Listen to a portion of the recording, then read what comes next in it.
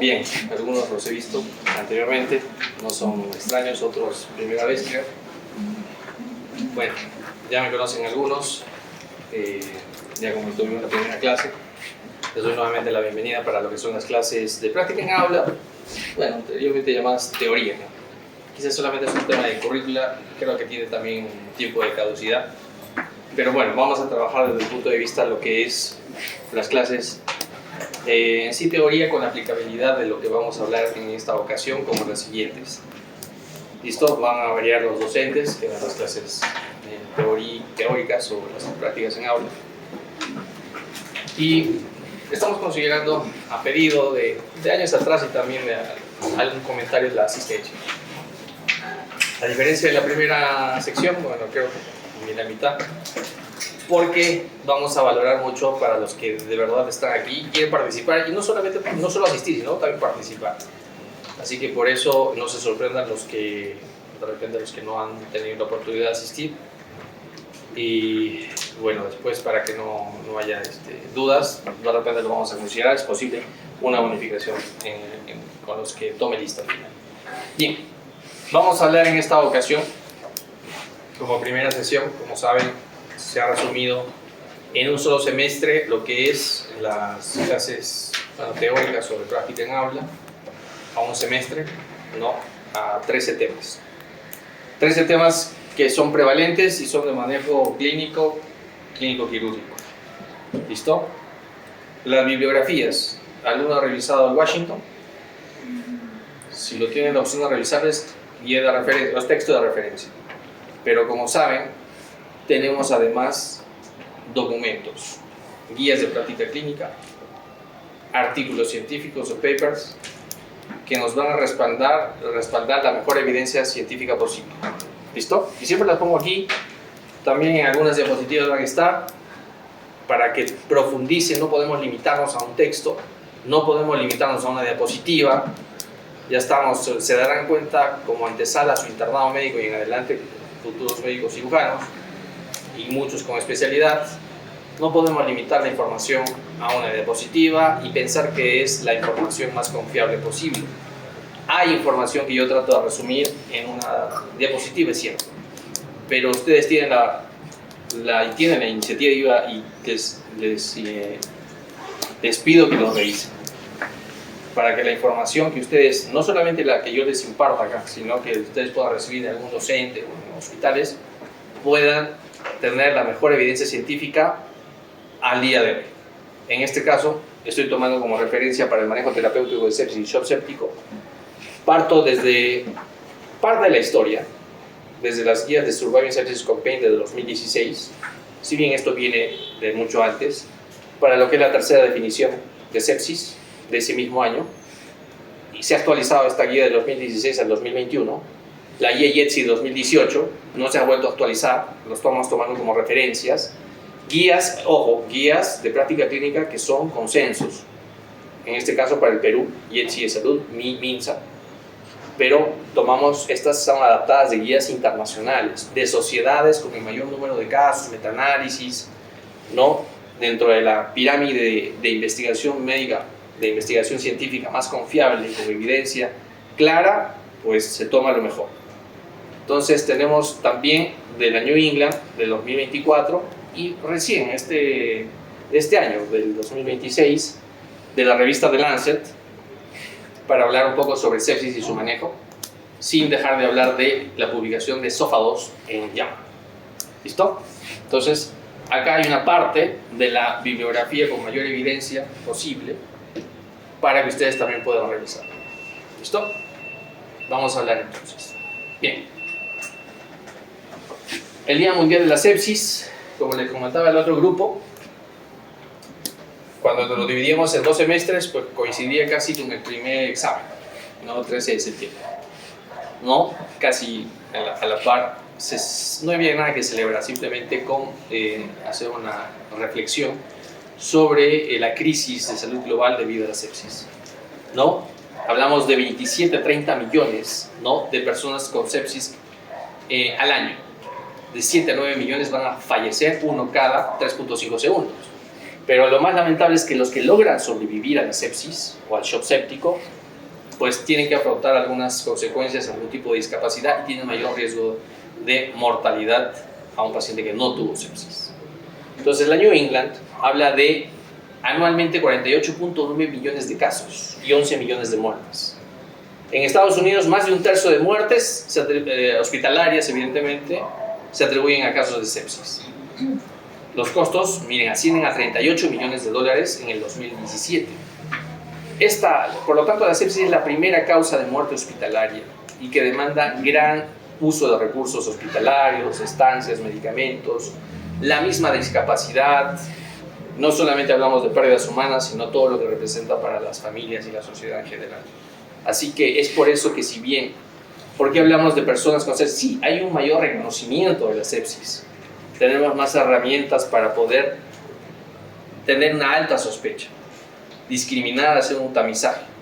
Sí, a diferencia de años atrás. Por eso hay más casos, pero para eso también hay mayores estrategias de terapéutica, por ejemplo. No solamente terapéutica para hablar de tratamientos farmacológicos, sino también estrategias no farmacológicas. Pero también si viene una pregunta en el examen y comienzas el examen y no solamente académico, no solamente hablar terapéutica, hemos dicho ya en la primera clase, no solamente es hablar de medicamentos y estrategias no farmacológicas, sino que si no tenemos un diagnóstico adecuado, una sospecha clínica para un diagnóstico adecuado, pues no vamos a tener una terapéutica adecuada. Igual, si no conocemos la epidemiología, no sabríamos dónde estamos parados, ¿no? Y también utilizamos scores, escalas, pero sin ser fanáticos o muy tener un favoritismo por una u otra escala, no podemos ser pues tampoco ciegos al juicio clínico que cada uno debe tener ante un paciente que de repente usa una escala y no lo veo bien, a pesar de que la escala me indica que es un valor que debería ir a casa, pero el paciente no debería ir, ¿no? Porque evidentemente hay un criterio clínico que me indica que ese paciente no se debe ir hasta tratarlo. Bien, entonces tenemos 85% de casos y un número desproporcionado de muertes relacionadas a sepsis. Evidentemente esto genera colapso de nuestro sistema de salud, no hay nuestro SIS, nuestro seguro social, no tenemos todos los recursos, no hay suficientes camas para ingreso a UCI, por ejemplo, no lo hay, ya lo notamos hace poco con la pandemia, ¿no? Y esto se sigue manteniendo, pero no desde ese punto de vista de una pandemia, pero sigue habiendo colapso, sigue habiendo falta de recursos para tratar este tipo de pacientes. Bien, yo les mencioné en el inicio la tercera definición de sepsis. Quiero partir de ahí, porque es parte de la historia. Si no entendemos un poco la historia, no vamos a entender por qué hablamos en el presente de los tratamientos, la terapéutica. Si hay una tercera definición, quiere decir que existe una primera y una segunda. Ya, porque ustedes van a decir, sí, la tercera definición habla de tal cosa. ¿Y la primera? ¿Y la segunda? ¿A qué nos llevó el cambio de primera a segunda? En el año 1991, publicado en el año 1992, se hablaba de la primera definición de sepsis.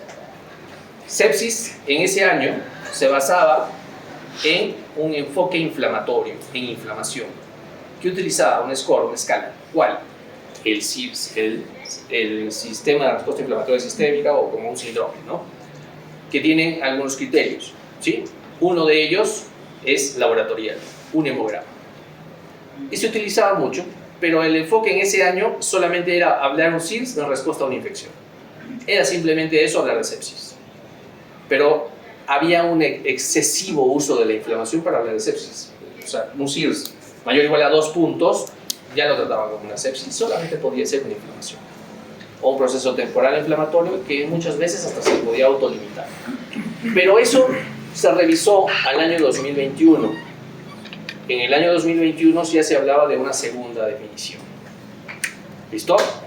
Que si bien consideraba el SIRS todavía como una escala a utilizar, un score, pues le agregaron la clínica, signos y síntomas asociados a un probable cuadro de sepsis, ¿no? En este caso, seguíamos utilizando excesivo uso de la inflamación como un criterio importante para el diagnóstico.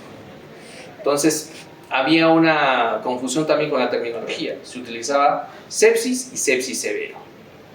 Entonces, ¿qué generaba estas dos términos o definiciones? Que era redundante. ¿Por qué? Porque la sepsis severa daba a entender que había una sepsis de alguna forma más leve.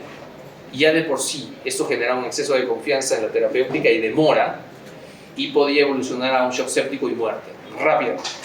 Por lo tanto, se quitó, ya en el 2001 ya se vio la necesidad de retirar la sepsis severa, porque era redundante.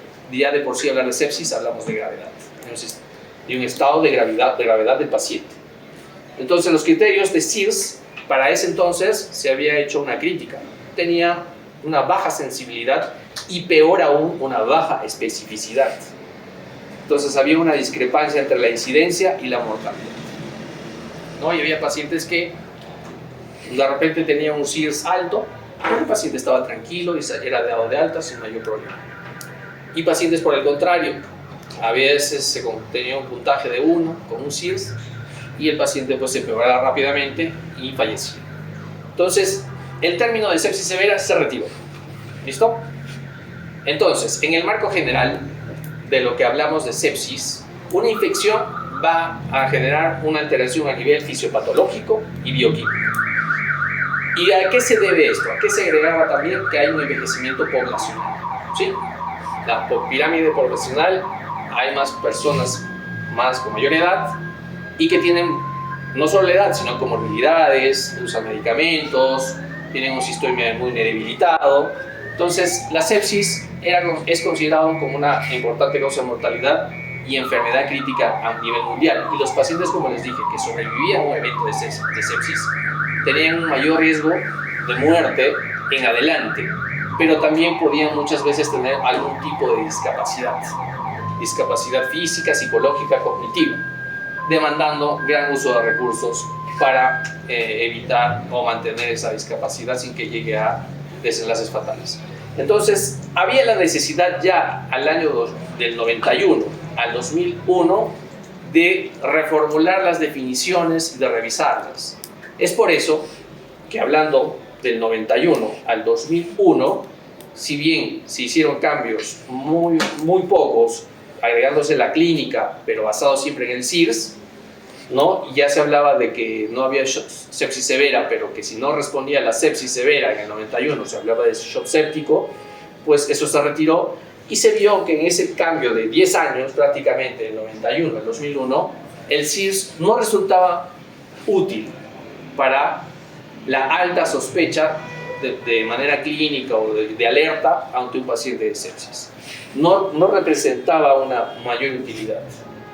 Entonces, para el año 2015, 2014, 2015, si bien algunas sociedades ya previamente se habían reunido, en este caso las sociedades de medicina de cuidados intensivos de Europa y las sociedades de cuidado crítico, ¿no?, a través de sus representantes, Deutschmann y Singer, se reunieron todo un año y discutieron algunos basados en historias clínicas y estudios de cohorte para llegar a unas conclusiones, ¿no?, y emitir guías de práctica clínica.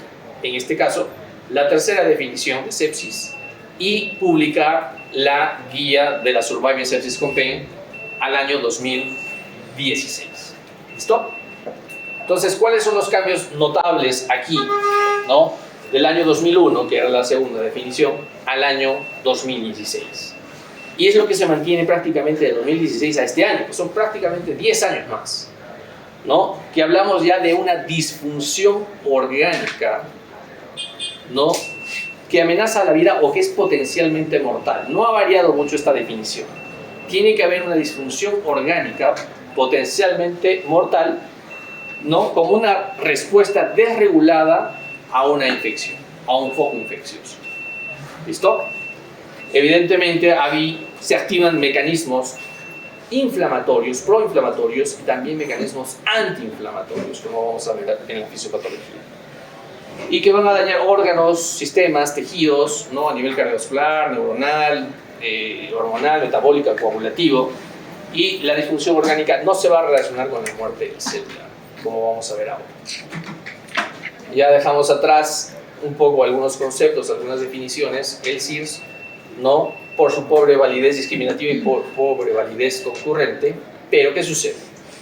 Muchos, hasta el año 2016, que se publicaron las guías de Surviving Sepsis Campaign, y los siguientes 4 años, llegaron a la discusión entre cuál de los dos, si realmente debía morir o dejarse de utilizar el SIRS, y pasar a este nuevo score que se publicaba en la guía del Surviving Sepsis Campaign 2016, que en la publicación recomendaba utilizar el QIDS-SOFA como un score de tamizaje, de discriminación, y tener la alerta, como su nombre lo menciona, ¿no? Es una evaluación de falla orgánica. En sí, este QIDS-SOFA o SOFA fue creado para determinar disfunción orgánica, pero en este caso el SOFA o el QIDS-SOFA se recomendaba utilizar en relación a sepsis.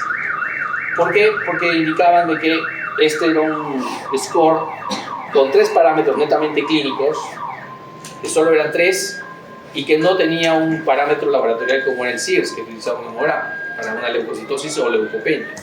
Entonces se utilizaba en este caso la hipotensión sistólica menor o igual a 100, el estado mental alterado con una escala de Glasgow menor o igual a 13, acá claro, aquí es 13 porque ese valor quiero que lo recuerden, y la taquipnia con una frecuencia respiratoria mayor o igual a 22, con una mortalidad si superaba los 2 puntos de 10% de mortalidad. Si se fijan, solamente con el tensiómetro y mi evaluación clínica puedo, si tenía 2 puntos o más, yo tener una alerta de que estábamos ante una paciente probable con sepsis. Por lo tanto, si yo tenía una probable sepsis, debería desarrollar como paso siguiente mi SOFA, que es lo que la guía recomendaba hacer. ¿Listo? Pero ¿qué sucede? Los años siguientes evaluaron la utilidad de este QIDS-SOFA y se dieron cuenta que había pacientes que, utilizando el QIDS-SOFA, se iban a casa y se complicaba y desarrollaba su shock séptico o fallecían. O los pacientes que entraban como un puntaje mayor o igual a 2 puntos como QIDS-SOFA llegaban a UCI y el paciente estaba tranquilo y no requería mayor cuidado y más se hacía un uso indebido de recursos. Entonces, ¿qué sucedía aquí? Decían que no, algunos entraban en la discusión como entró en la discusión a través de una pregunta de la guía de la IETSI de salud, de cuál de los dos entonces no deberíamos descartar el SIRS, sino más bien evaluar cuál era mejor, si QIDS-SOFA o SIRS. ¿Listo? Entonces el SIRS, aquí está, con sus 4 parámetros: temperatura, frecuencia cardíaca, respiratoria, leucocitosis o leucopenia, mayor o igual a 2 puntos, me hablaba pues que en relación a un foco, probable sepsis.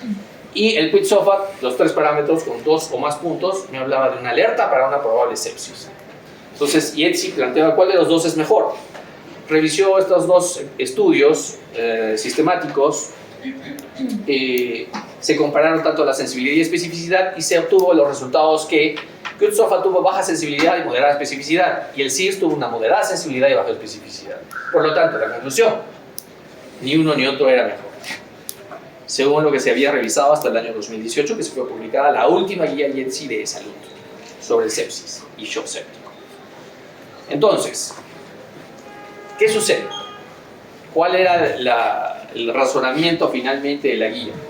Si teníamos un punto de corte mayor o igual a 2 puntos de QIDS-SOFA, de 2 puntos para arriba, pues sí, se sabía ya que había una relación con mayor riesgo de muerte y peor pronóstico. Pero ¿qué sucedía si teníamos un QIDS-SOFA menor a 2 puntos? Pero si usábamos el criterio clínico o juicio clínico, el paciente no iba bien. No lo veíamos bien, lucía mal. Entonces, si teníamos menos 2 puntos, con este score lo podíamos mandar a casa, como fue la discusión de las guías. Pero se sugería en este caso utilizar, debido a que había una equivalencia en cuanto a sensibilidad y especificidad, utilizar el SIRS. Entonces, si el SIRS tenía como punto de corte también mayor a 2 puntos, pues podíamos identificar, si me descartó uno, o sea, pensaba que estaba descartado sepsis, y el otro más bien me daba un punto a favor, pues me obligaba a hacer más estudios, ¿no? Para identificar pacientes con mayor riesgo de muerte y peor pronóstico. Por lo tanto, si yo no tengo los dos puntajes mayor a 2 puntos, tanto QIDSOFA como SIRS, no hay nada que hacer, lo voy a tratar probablemente sí con alta sospecha de sepsis y empiezo con mis estrategias, mis exámenes y probablemente mi terapéutica para paciente con sepsis. ¿Listo? Pero ¿qué sucede si los dos están por debajo de 2 puntos? Pues, y el paciente tiene una sospecha igual que su paciente séptico. El paciente tiene fiebre por ahí, de repente pues mis puntajes sí, pues, no llegan a los 2 puntos o más. Entonces aquí es donde yo les recomiendo y les digo lo que mencionan las guías también, que utilizamos el criterio juicio clínico. No podemos ser ciegos y ser solamente no fanático de scores o escalas, sino utilizar nuestro juicio como médico, y para eso la guía de la JELSI, no basado en algunas guías NICE, daban otras armas, otros elementos para poder hacer una adecuada discriminación para poder descartar o confirmar un probable paciente con sepsis.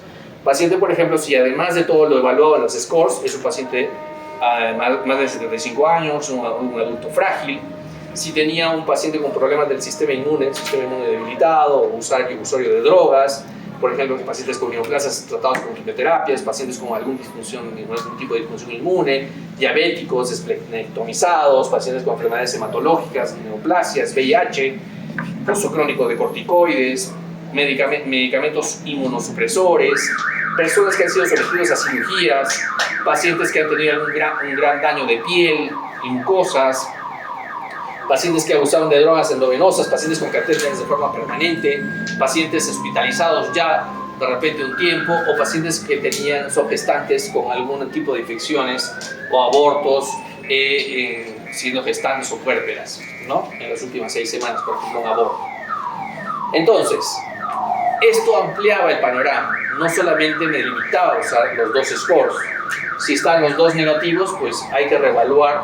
Si los 2 scores son negativos, hay que reevaluar si yo sigo teniendo la sospecha, ¿no? Y tener en cuenta que los pacientes con sepsis pueden presentar manifestaciones clínicas inespecíficas. Pacientes, por ejemplo, que solo ingresan con fiebre, de repente, y empieza a bajar la presión. De repente ingresa como fiebre de origen a determinar, y de repente no es tan evidente en mi examen físico encontrar un foco aparente. De repente en evaluar una imagen, una tomografía, de repente si tengo recursos, podré encontrar de repente hasta un foco abdominal, un absceso renal, hepático, que me ayude a determinar el foco y poder controlarlo. En esos casos a veces están manifestaciones inespecíficas y muchas veces no podemos solamente limitarnos a los scores, ¿ya? Entonces eso, por favor, tenerlo en cuenta. Si yo tengo los scores positivos elevados, ¿no? Y las guías recomiendan hacer, si tengo usos de recursos, ¿no? Diversos, por ejemplo, podemos tomar gases arteriales, glucosa, lactatos, hemocultivos, 2 aeróbicos y 1 anaerobio, ¿no? Hemograma completo, urea creatinina, tipo de protrombina, tipo de tromboplastina parcial activado, porque sabemos que hay trastornos coagulativos de la coagulación, bilirrubina total, examen completo de orina, urocultivos, radiografía de tórax, cultivos. Ojo, los cultivos se pueden tomar en sangre, en orina, en heces, dependiendo del foco probable que yo tengo la sospecha, pero como también de accesos venosos, de una sonda vesical, una punta de catéter, ¿no? Podemos utilizar los cultivos de diferentes lugares que me puedan facilitar un diagnóstico oportuno. Más bien, si tengo yo pues mayor o igual a 2 puntos primero de un QIDSOFA, luego un SOFA, pues prácticamente podría yo decir que es un paciente con sepsis y debería ya, a ver si no lo inicié antes, iniciar mi tratamiento oportuno para un paciente como sepsis. ¿Listo? Esto cambió. En el 2021, ustedes hasta ahora dicen cuál era mejor, son similares finalmente, SIRS o QIDSOFA. Ojo, QIDSOFA y SIRS estamos hablando de scores o escalas de detección temprana rápida. ¿Listo? El SOFA, como ya se los voy a presentar más adelante, es un scores, pero no es de detección rápida porque requiere elementos de laboratorio, exámenes de laboratorio diversos. Pero en cambio, lo que yo quiero es un tamizaje, una discriminación rápida que me genere una alerta de un probable paciente con sepsis. Es por eso que en el año 2016, que las guías publicadas recomendaban usar CubeSOFA y luego un SOFA como herramienta única y dejar el SIRS, pues en el año 2021 las guías reevaluaron lo que se había discutido y analizado en diferentes estudios y metaanálisis, y se vio que emitió una fuerte recomendación en contra de utilizar solamente una única herramienta de detección, que es el CubeSOFA, sino que recomendaba utilizar otros scores finalmente, además del SIRS, el MUSE y el NEWS. El MUSE como un score de alerta temprana modificada desde el punto de vista de utilidad, sobre todo en el lado europeo, británico, que utilizaba parámetros clínicos, ¿no? La presión sistólica, la frecuencia cardíaca, respiratoria, la temperatura, el estado de conciencia, y él para esto le agregaba la saturación como NEWS, ya como el score NEWS. O sea, es el mismo MUSE, pero le agregaba la saturación de oxígeno.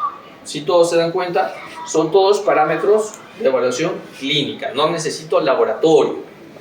Entonces acá se estableció algunos puntajes, ¿no? Ya desde un NEWS mayor o igual a 3 recomendaba pues, hacer exámenes auxiliares, ¿no? Pero establecía riesgos: puntuación baja de 1 a 4, puntuación media de 5 a 6 y puntuación alta mayor o igual a 7 con alto riesgo, y hablaba ya de con mayor o igual a 7 ya es un paciente que debíamos tratarlo como sepsis. ¿Listo? Es por eso, pero la utilidad era netamente clínica. ¿Listo?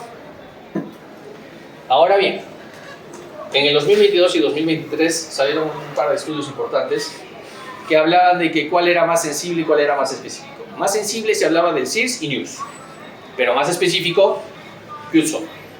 Por lo tanto, si según estos estudios, si yo tenía un CubeSOFA mayor o igual a 2 puntos, debería tratarlo como un paciente con una probable sepsis. Pero si me salía que era menor a 2 puntos, pues allí tenía que echar mano a mis SIRS y NEWS, porque tenía más criterios, evidentemente. Recuerden que solo tiene 3 el CubeSOFA. En cambio los otros tienen muchos criterios más, ¿no? Entonces, pero son clínicos. ¿Listo? Pero ¿qué sucede con la revista The Lancet, que acaba de publicar este año algunas recomendaciones, haciendo una revisión global de todo lo avanzado en todo este tiempo? Que se utilizan scores como el NEWS, con un NEWS mayor o igual a 5 estratifica el riesgo como puntaje, cuidado, a partir de 5 puntos. Y estos estudios han validado su uso para predecir justamente la mortalidad y guiar la respuesta terapéutica. Otros scores como MUSE y CubeSOFA sí tienen utilidad, pero van a variar dependiendo un poco a veces del foco de infección. Por lo tanto, la The Lancet para este año recomienda el NEWS. ¿Listo? NEWS como detección o respuesta de deterioro clínico en pacientes adultos, ¿no? Pero que también podemos utilizar, como ya mencioné, el SIRS y el CubeSOFA. ¿Por qué? Son más criterios clínicos en mi evaluación. Por lo tanto, me permite discriminar mejor una predicción, no solamente el pronóstico, sino la mortalidad. ¿Listo? Las guías de Surviving Sepsis Campaign establecían, se acordarán, que el CubeSOFA, y una vez si me tenía mayor de 2 puntos, había que pasar a realizar todo el SOFA, ¿sí? El SOFA, y una vez de haber realizado el SOFA, ¿no? La puntuación mayor o igual a 2 puntos en el SOFA me indicaba que ya era prácticamente un diagnóstico de sepsis, y evidentemente echar todas las estrategias de terapéutica para un paciente con sepsis. ¿Listo? Y si es que el paciente con sepsis, ya evaluado el SOFA, me da la puntuación mayor o igual a 2 puntos, o cambio en la puntuación de más de 2 puntos o más, eso también es otro criterio, pues si yo tengo un paciente con sepsis y que a pesar de ello empieza a presentar signos de hipoperfusión y hipotensión arterial, y que yo, a pesar de los fluidos, los cristaloides que le voy a reponer, no tengo una respuesta para lograr una presión arterial media de 65 o más, y necesito usar vasopresores más un lactato mayor o igual a 2, hablamos de shock séptico. ¿Listo? Por lo tanto, los criterios para hablar de shock séptico es el uso de vasopresores para lograr una PAN mayor o igual a 65 y un lactato mayor o igual a 2. ¿Listo? Ya hablamos de shock séptico y con todos los exámenes que podríamos tomar en relación a eso. Ahorita vamos a hablar también del lactato. Aquí está el SOFA, que ya desde 2016 se proponía utilizar después del CubeSOFA, ¿no? CubeSOFA, mayor o igual a 2 puntos, yo desarrollaba el SOFA, ¿no? Que es un SOFA que utilizaba más laboratorio. Ahorita lo vamos a ver, evaluaba 6 sistemas orgánicos, 6. Y que igual, como el Quick SOFA, si teníamos un puntaje mayor o igual a 2 puntos, hablábamos de una mortalidad del 10%. ¿Listo?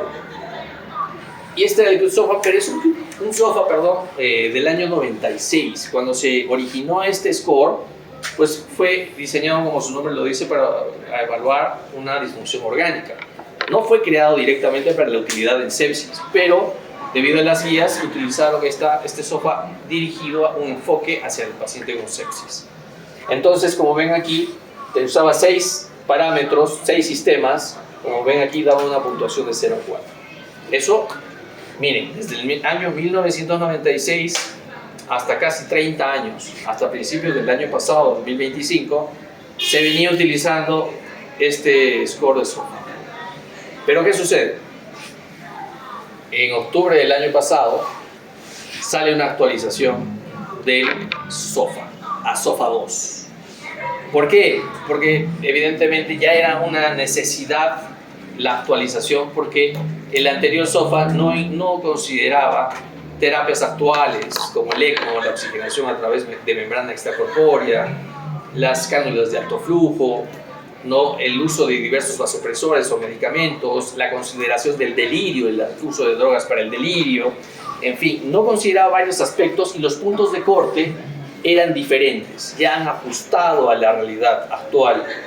En este caso, por ejemplo, si bien consideran los mismos 6 sistemas, pues se han ajustado algunos puntos de corte. Como verán, dijimos que el Quick SOFA tomaba la escala de Glasgow, eso no ha cambiado, ¿no? De menor a, el Quick SOFA, menor a 13, pero ya cada una puntuación de menor a 14 ya le da un punto como SOFA y como SOFA 2, o sea, eso no ha variado. Lo que ha variado es sí algunos puntos de corte, el uso, por ejemplo, de dosis, del uso de vasopresores para dar un puntaje, si es de 1 o 2 con estas dosis, con 3 usando norepinefrina o ya sea epinefrina o algún inotrópico, o daba otros puntos con altas dosis, por ejemplo, ¿no?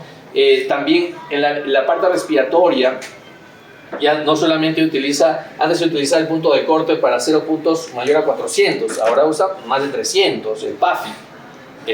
Es más, da como alternativa utilizar el SAFI, utilizar mis saturómetros validados y calibrados, no mis saturómetros que le tenemos en el bolsillo.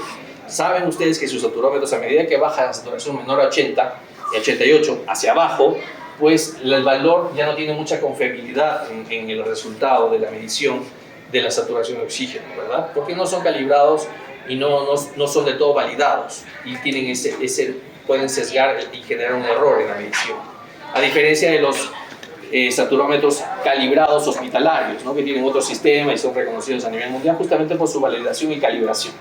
Entonces, a nivel cardiovascular, hepático y renal y hemostático han generado cambios básicamente en los puntos de corte. ¿No? Y ahí están los puntos de 0,4, 5 a 9, mayor o igual a 10, falla orgánica grave, alto riesgo de mortalidad.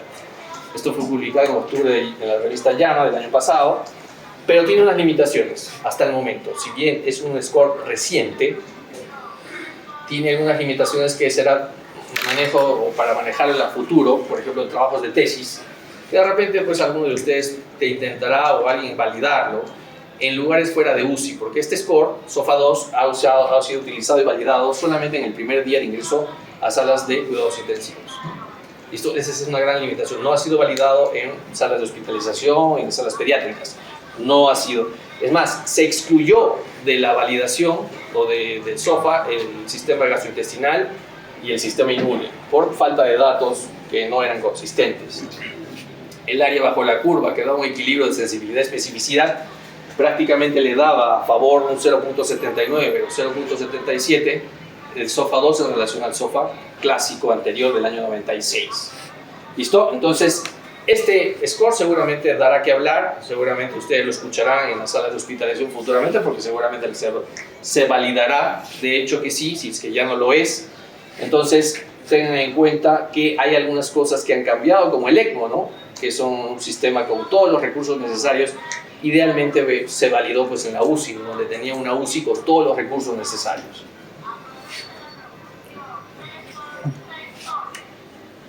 Acá les voy a dejar los cambios en sí para que alguien lo pueda revisar. ¿Qué cambios se sufrieron en el primer SOFA, el SOFA 2?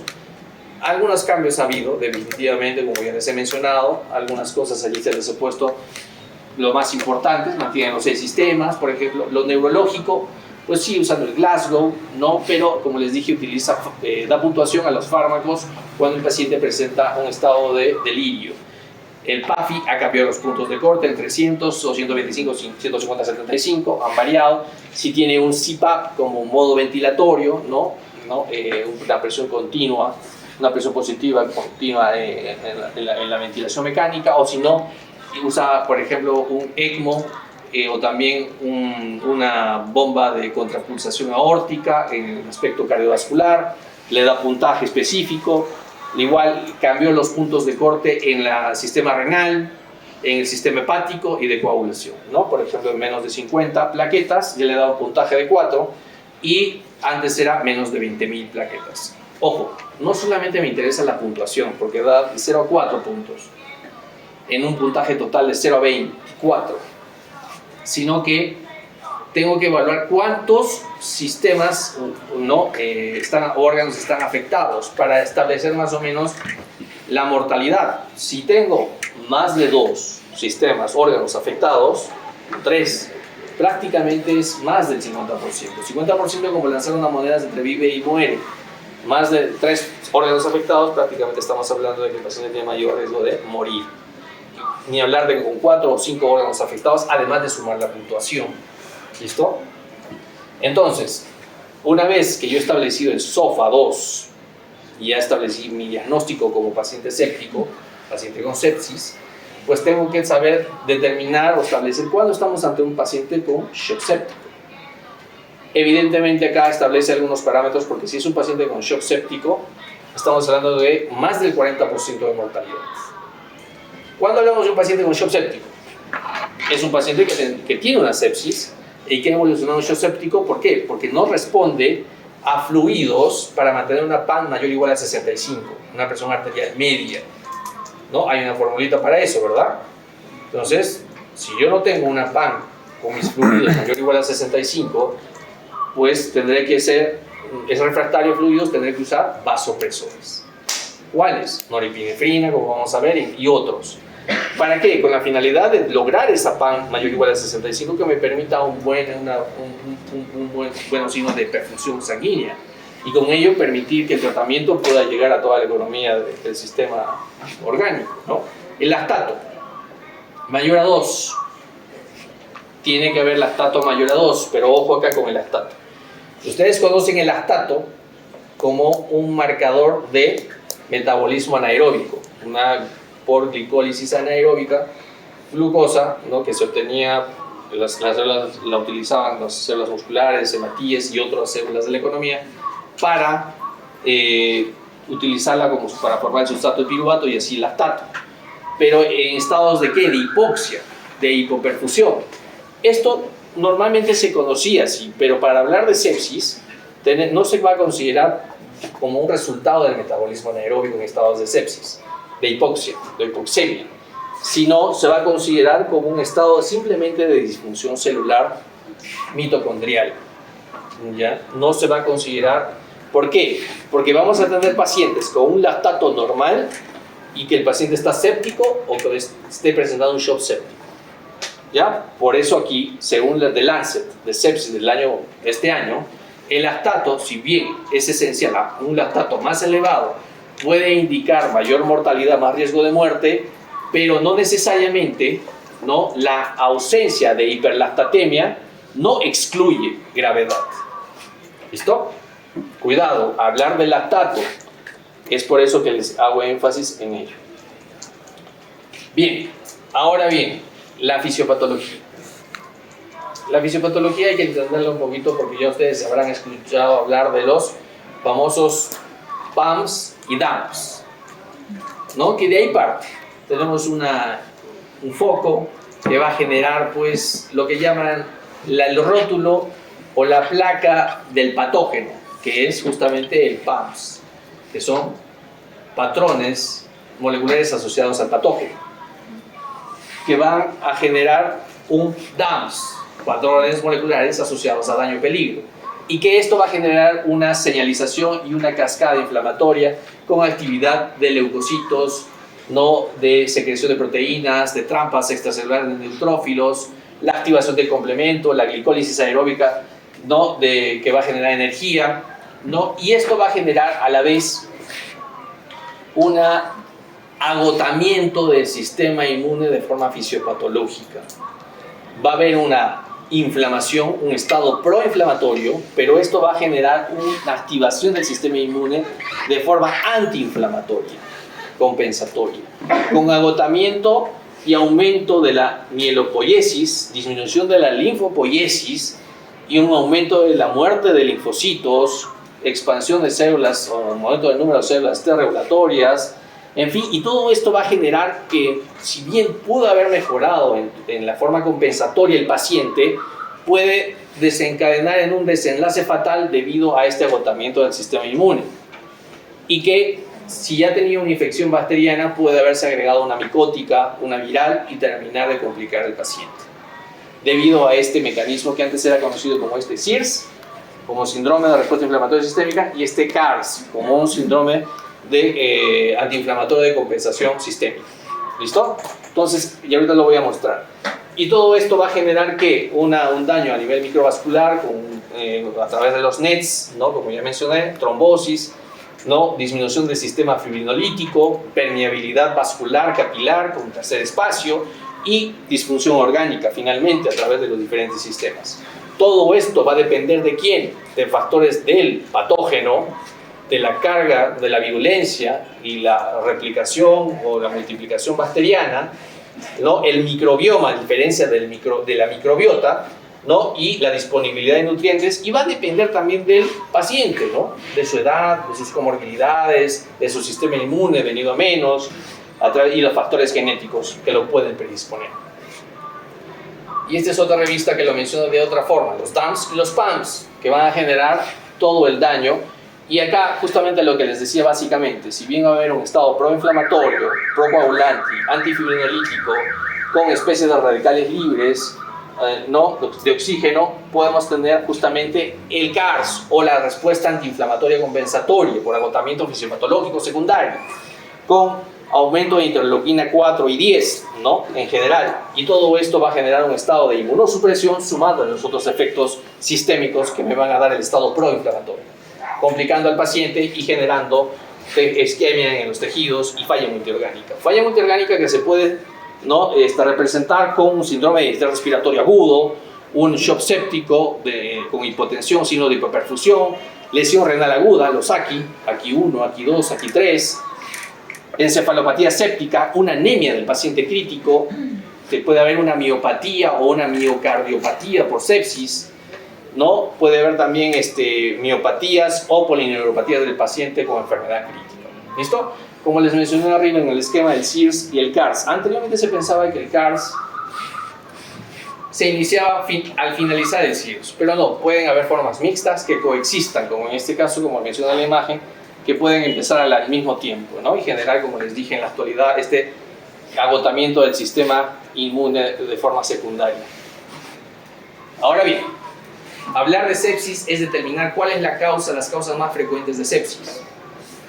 Preguntas que han sido muchas veces preguntadas en exámenes, pero no solamente eso, sino que si yo pienso en un paciente séptico, ya sea por mi QuickSofa, mi News, ¿no? O mi SIRS, finalmente, tengo que saber que las causas más frecuentes son las neumonías, ¿no? Ya sabemos que la vía inhalatoria, respiratoria es la más frecuente por forma de contagio, la segunda la infección del tracto urinario y la tercera las infecciones abdominales relacionadas a tejidos blandos y otras asociadas al catéter, ¿no? Las de New England más o menos establece de forma global lo mismo, pero ¿cuáles son las bacterias? Las bacterias son las más frecuentes, dentro de ellas son las más frecuentes, las gram positivas o gram negativas. Gram negativas, ¿no? Son las más frecuentes. Si bien la neumonía puede ser de causas gram positivos, pero en el global, en la estadística global total, los gérmenes, las bacterias más frecuentes son las gram negativas. ¿Listo? Seguida de las infecciones micóticas. Si bien no se están tomando muy en cuenta, pues hay están siendo emergentes las infecciones por hongos como Cándida y sus diferentes especies. Cuidado, hay que tener cuidado y hay factores de riesgo para pensar en infecciones micóticas. Y también, en tercer lugar, las infecciones virales. Ahora bien, hablar del manejo de sepsis y shock séptico se sostiene en estos pilares. Como vamos a ver rápidamente, la reanimación inicial, hay que tener un diagnóstico adecuado, evidentemente, la terapia antibiótica, el control de foco, la fluidoterapia, los vasopresores, los corticosteroides, las transfusiones o productos sanguíneos, el control de la glucosa y la terapia con bicarbonato. Son los más importantes. Pueden haber algunos como el estado nutricional, la nutrición enteral, parenteral que se pueda dar, ¿no? La ventilación, puede haber otras formas de ventilar al paciente, peso, pero acá son la respuesta inicial importante que ustedes tienen que saber manejar e iniciar, no esperar que otro lo haga por ustedes, sino es importante el tiempo, como vamos a ver. La reanimación inicial. Si yo tengo un paciente que según mis scores tiene una alta probabilidad de sepsis, ya sea aplicando mi Q-SOFA, mi NEWS o mi SIRS, tengo que iniciar mi fluido. El paciente puede ser que tenga una PAN 65 menos, o lo veo que el paciente viene con diarreas, ha perdido volumen, probable sepsis, le voy a dar fluidoterapia. ¿Cuál es la dosis? En bolo, no es para dejarlo continuamente esa misma cantidad. Voy a dar 30 mililitros por kilo de cristaloides endovenoso dentro de las primeras 3 horas. ¿Listo? Dice el inicio dentro de las primeras 3 horas, ¿no? No dice que voy a darlo durante las 3 horas. Cuidado. Bien. Entonces, ya vamos a hablar de qué tipo de fluidos. Ahora bien, yo le voy a iniciar mis fluidos a mi paciente, pero tengo que reevaluar la respuesta a los fluidos. Muchas veces ustedes no van a tener algunas variables para ver la respuesta, porque van a estar de repente en el Serums, en un lugar de pocos recursos. Pues utilizarán las variables que están a la mano, como su tensiómetro y su estetoscopio. Medir cómo está la presión inicial y medir la respuesta después de media hora, 1 hora de haberle iniciado este bolo de fluidos. Si le damos 30 a un paciente de 60 kilos, serán 1800 mililitros, casi 2 litros de fluidos como bolo, ¿no? Esto, evidentemente, voy a evaluar la respuesta en el mayor de los casos a la hora.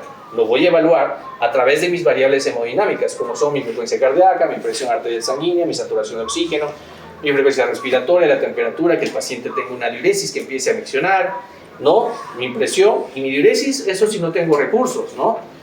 Y según los que disponga. Tengo variables ya en medios hospitalarios con más recursos, variables estáticas, como mi presión venosa central.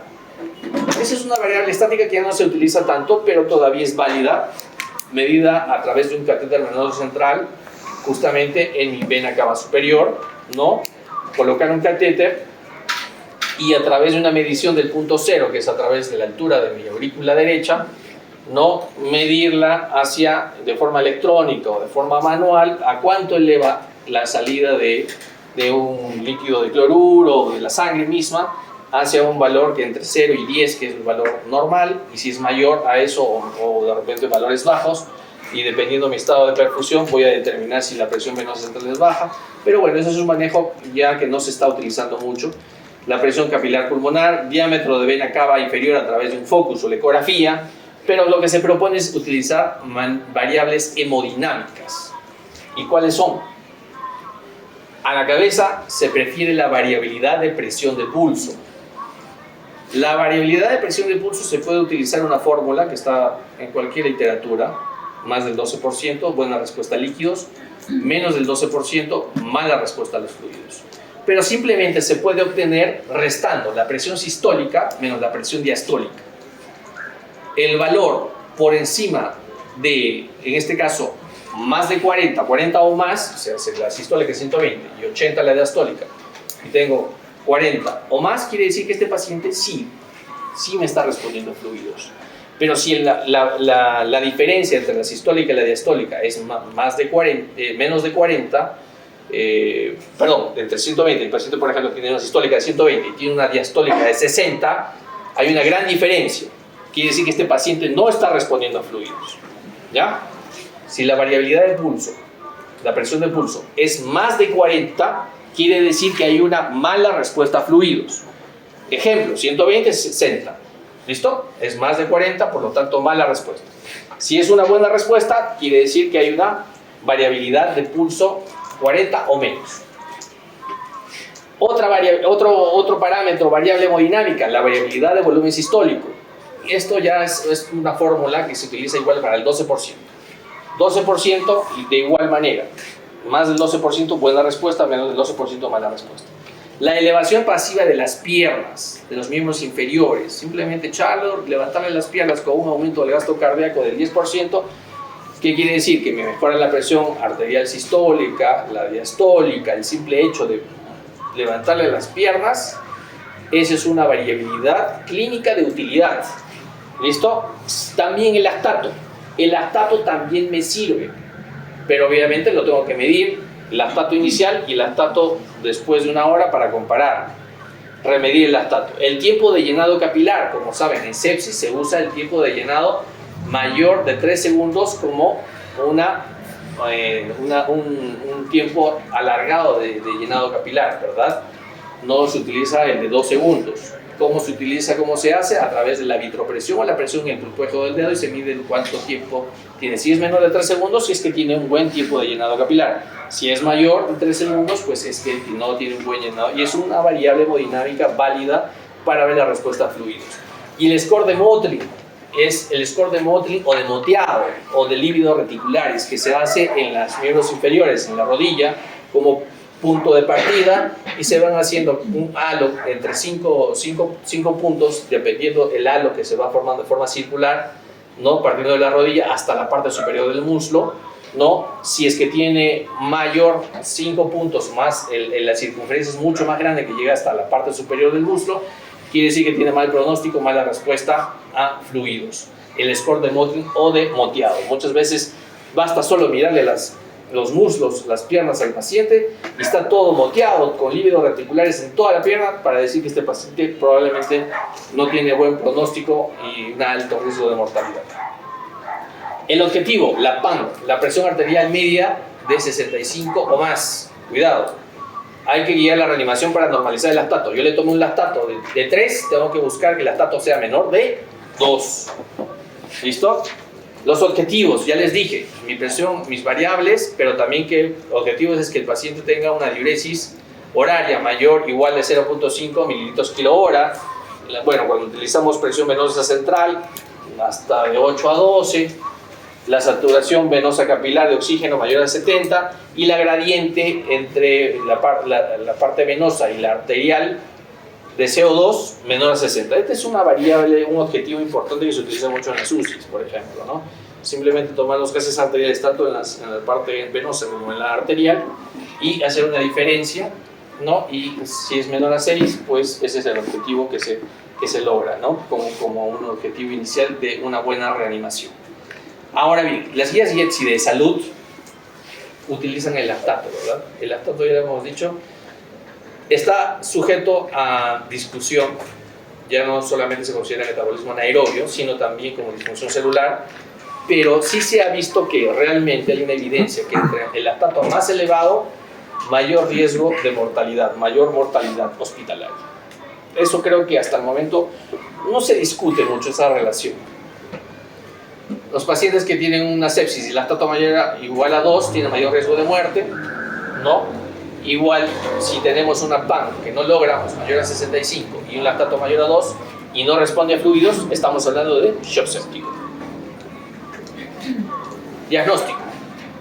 Ustedes dicen, ¿debo darle antibiótico a mi paciente si estoy sospechando que viene pues con una infección urinaria y tiene un QSOPA positivo, un CIS positivo, un NIUS positivo, tiene síntomas urinarios, tiene fiebre, dolor lumbar, sensibilidad en el ángulo costo diafragmático, ¿no? Y tiene una sensibilidad y estoy pensando que el foco es urinario y está séptico, pues debo darle antibióticos, ¿sí? Pero hay que tomarle, no se olviden, cultivos antes de iniciar antibióticos, porque después ya no vamos a tener resultado y mi terapia debe ser dirigida a conocer a mi enemigo, si no voy a perder tiempo y de repente va a tener una evolución desfavorable, tórpida, y no voy a saber qué bacteria finalmente podía haber aislado. No se olviden, siempre antes de iniciar antibióticos, tomar cultivos, 2 anaerobios y un aeróbico, ¿no? Básicamente. Y la terapia antibiótica, ¿cuándo voy a empezar? Si estoy sospechando de sepsis, dentro de la primera hora. Pero recuerden que el paciente puede haber sido visto en otro centro de salud, puede haber recibido antibióticos previamente, o de repente simplemente ha corrido el tiempo entre buscando un diagnóstico y ver quién lo trata. Entonces, si yo tengo la sospecha de una sepsis, ya sé qué foco hay la sospecha de que sea, pues debo iniciarla dentro de la primera hora. Y es más, probablemente de forma mucho más temprana la primera hora, porque este paciente ya tuvo mucho más tiempo, de repente ya vino referido de otro lugar. Pero si estoy ante un shock séptico, con el criterio de shock séptico, este paciente tiene que ser iniciado antibiótico de forma inmediata. Y tenemos hasta 3 horas y solamente pienso que es una infección urinaria, es la infección, hasta 3 horas. Acuérdense, estoy sospechando, no tiene mis scores o mi juicio clínico no me indica que es una sepsis ni shock séptico, pues puedo tener hasta 3 horas para iniciarle mi antibiótico de forma razonable. ¿Listo?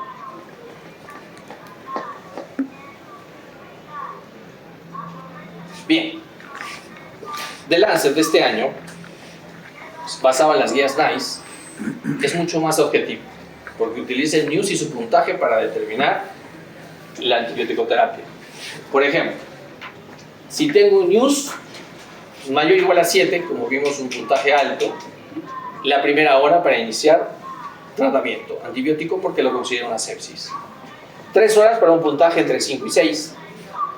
Y hasta 6 horas, menos las 6 horas para puntuaciones de entre 3 y 4. La Surviving Sepsis Campaign lo que recomienda, ya les dije, hasta 3 horas para pacientes que sospechan de una infección, pero esto es evidentemente basado en un principio de precaución, ¿no? Las 3 horas. Ahora bien, evidentemente el tratamiento antibiótico es empírico, no, para eso debo de haber pedido mis cultivos, porque lo voy a dar de forma empírica porque no tengo un resultado de una bacteria identificada ni aislada.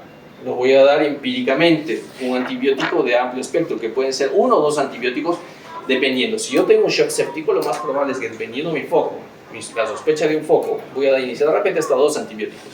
Pero una vez que yo tenga el cultivo de acá 3-4 días y yo voy dándole, y yo logro estabilizar a mi paciente, mis fluidos, mis antibióticos, controlé el foco, pues probablemente si empecé 2, voy a desescalar a 1, ¿no?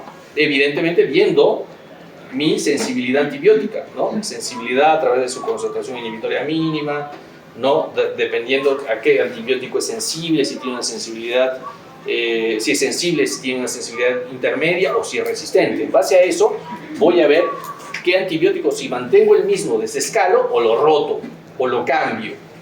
¿Listo? De acuerdo a los resultados de sensibilidad. ¿Cuándo voy a dar tratamiento para hongos? Hay factores de riesgo, pero la guía Surviving Sepsis Campaign dice: pacientes con inmunosupresión, hay que sospechar en darle tratamiento para hongos si el paciente no va bien o tiene neutropenia febril con más de 4 a 7 días a pesar del antibiótico de amplio espectro que ya se ha iniciado, pues tengo que agregarle también antifúngicos, ¿no? Y la terapia antibiótica puede reducirse una vez que se conocen los cultivos. Bien, este es el tratamiento, la terapéutica para los diferentes tipos de infecciones. Se recomiendan esquemas cortos. Cortos, no hay diferencia con los esquemas más prolongados. Por ejemplo, para una infección urinaria, y eso ya está en las nuevas guías, 5 días de tratamiento si sea una sepsis para el foco urinario. 5 días. Si es una neumonía, se habla hasta de 5 días también, pero no menos de 5 días. Eso está también en las últimas guías de neumonías aplicadas en la comunidad. ¿Listo? Eso ya lo vamos a revisar también en las prácticas, se van a dar cuenta que son 5 días. Evidentemente, individualizando también, ¿no? Un paciente no va bien, no voy a pretender suspender el antibiótico si no va bien, ¿no? Más bien tendré que evaluar por qué no está funcionando o qué está sucediendo. Y otras causas también, infecciones abdominales, bacterias. Factores de riesgo para hongos. Hay diversos factores que hay que considerar: uso crónico de antibióticos, inmunosupresión, como les dije, la neutropenia febril, que usen drogas, nutrición parenteral, en fin, la severidad de las enfermedades según scores, el paciente que ya está en UCI, pacientes también acá en levaduras, en larvas, en formas de levaduras o otras formas micóticas, por ejemplo en HIV, neutropenias, ¿no? Sistemas hematológicos con trasplante de órgano sólido. Tenemos varias formas para pensar cuándo dar un antimicótico, ¿no? De amplio espectro, por ejemplo, ¿no? De sistémicos, como tipo carflufungina, fluconazol, la fotilicina B, dependiendo del sistema afectado, ¿no? Biomarcadores. ¿Cuándo vamos a usar los biomarcadores? No pretendamos usar recursos al inicio, ¿no? Por ejemplo, pedirle una procalcitonina. Muchos dirán, sí, me han dicho que la procalcitonina es de utilidad para tener la certeza de una infección bacteriana y darle antibióticos. Cuidado.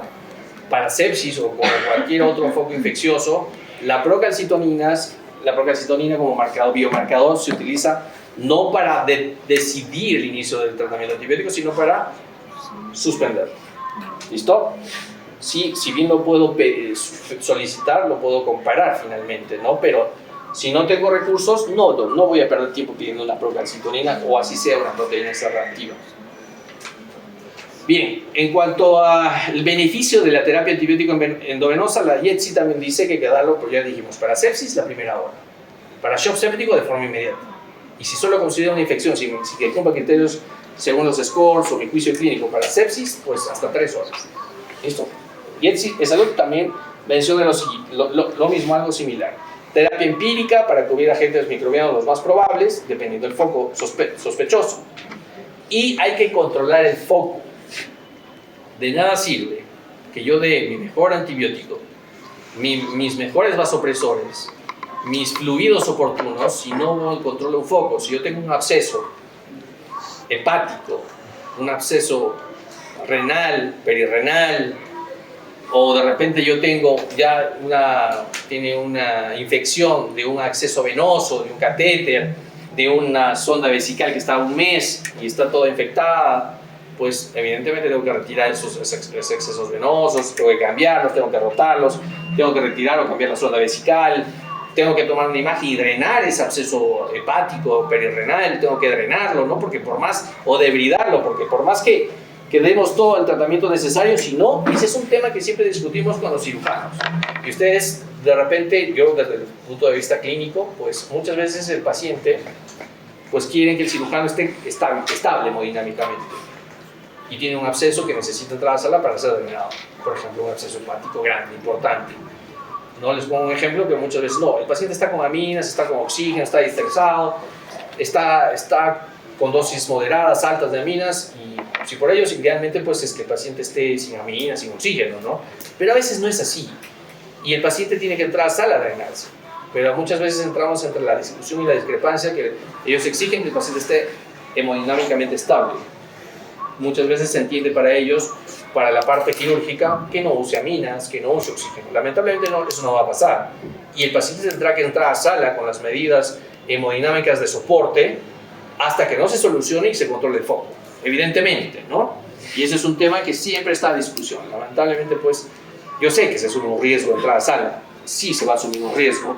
Para eso, si es que estamos entre una posibilidad de hacerlo en un hospital con todos los recursos y el personal capacitado, se puede hacer. Si no, se transferirá a un paciente, si es que es posible, a otro lugar de mayor resolución.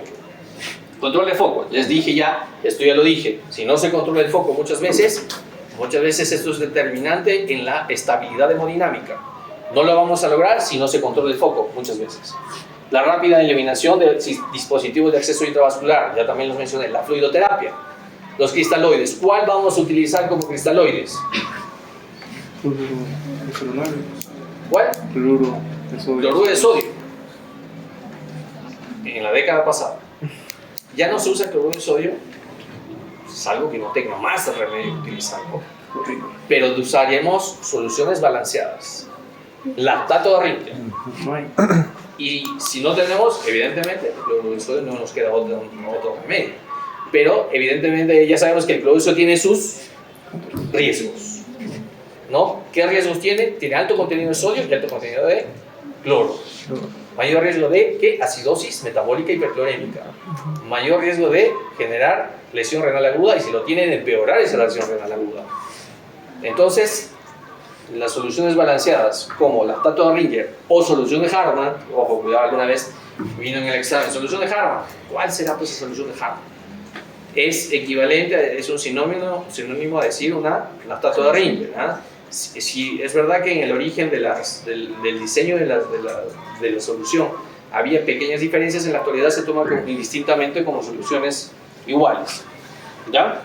Lactato de Ringer o también el Plasma Light, Isolite, pero a veces no tenemos eso. ¿Por qué? Son soluciones balanceadas, son fisiológicas, que son mucho más similares al plasma, ¿no? Y por eso no tienen tanto contenido de sodio y como tanto contenido de cloro.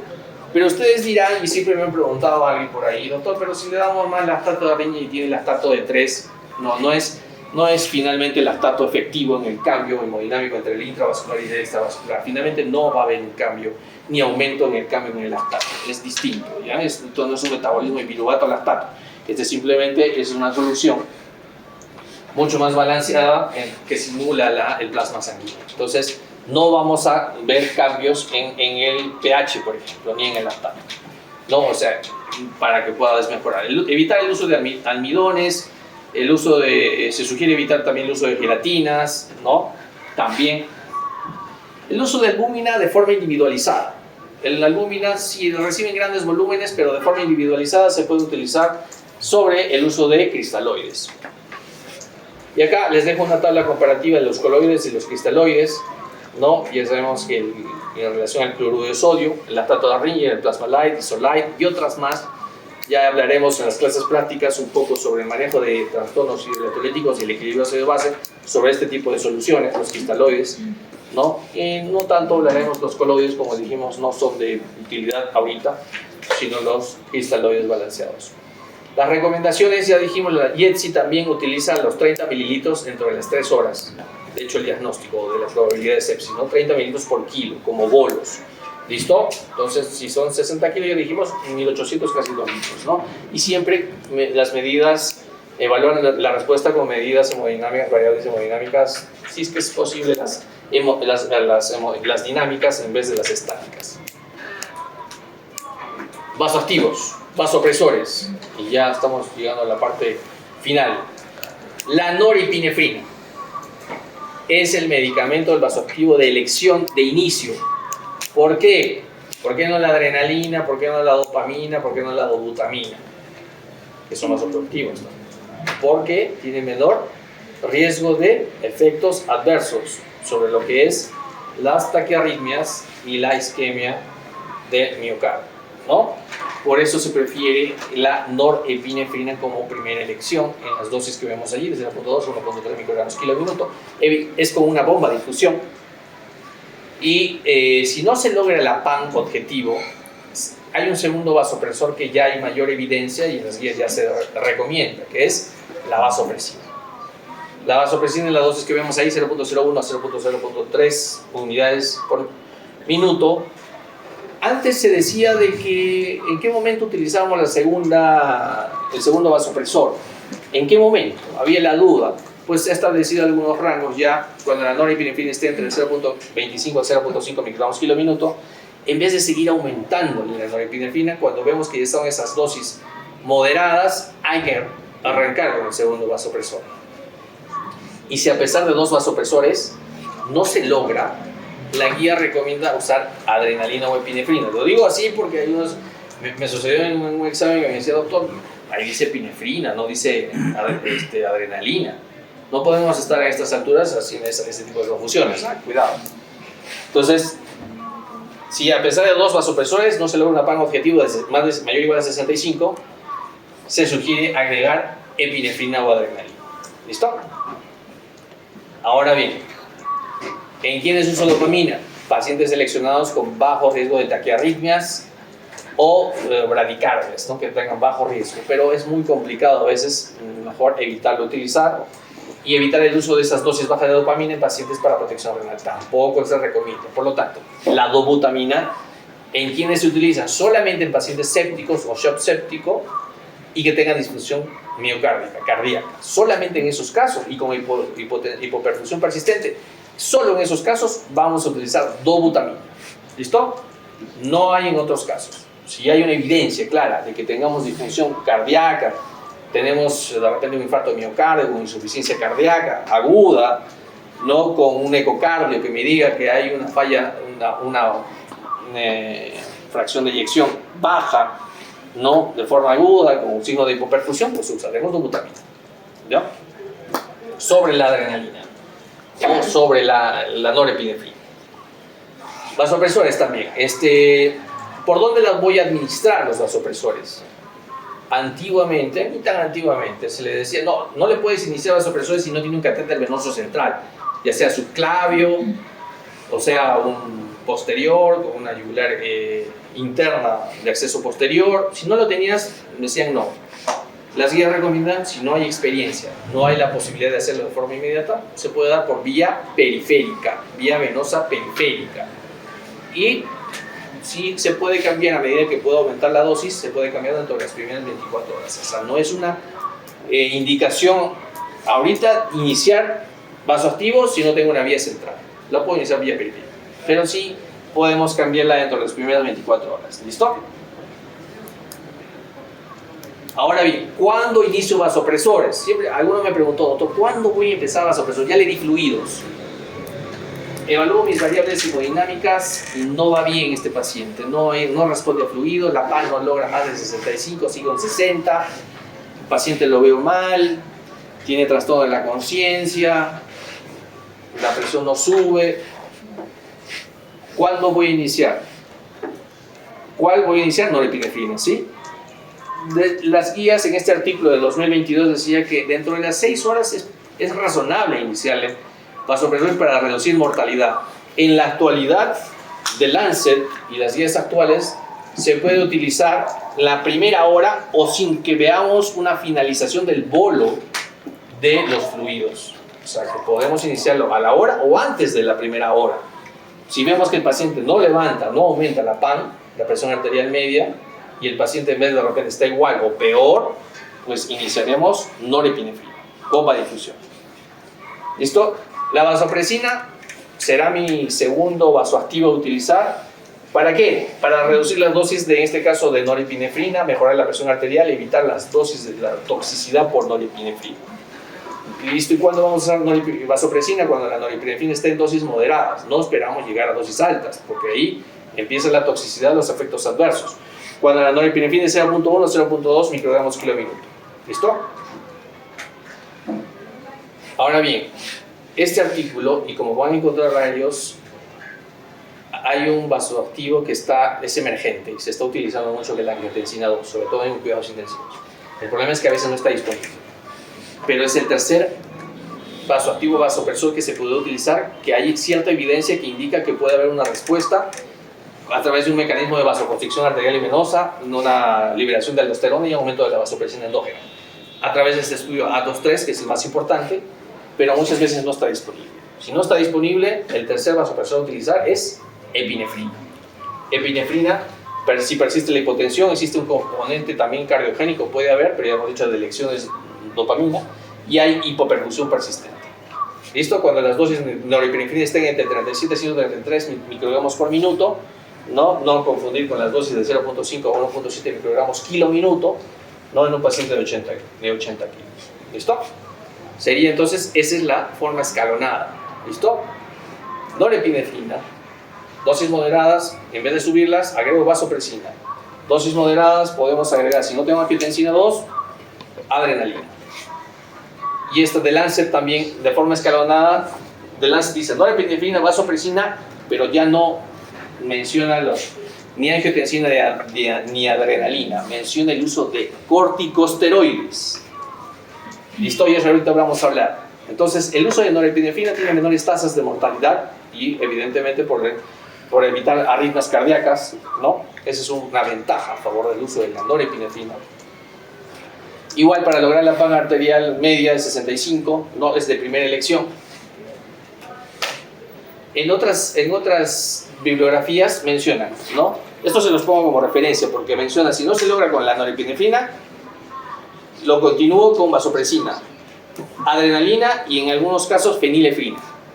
¿Ya? En alguna bibliografía va más allá de la adrenalina.